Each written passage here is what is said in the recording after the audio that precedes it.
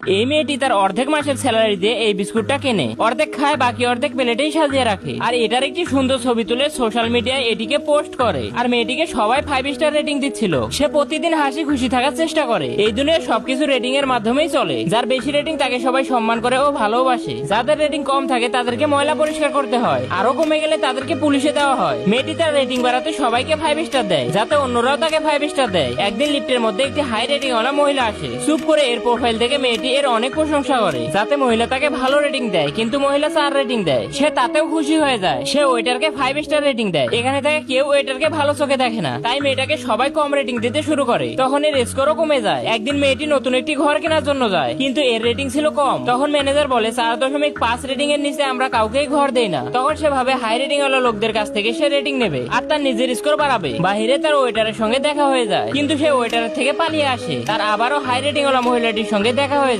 মহিলাটি একে দেখে মুচকি হাসি দেয় আর একে নেগেটিভ রেটিং দেয়। তখন এর বন্ধুর কল আসে। এর বন্ধু বলে তাড়াতাড়ি তুমি চলে আসো, কারণ আজকে আমার বিয়ে। সে যখন ওয়েটিং লিস্ট দেখে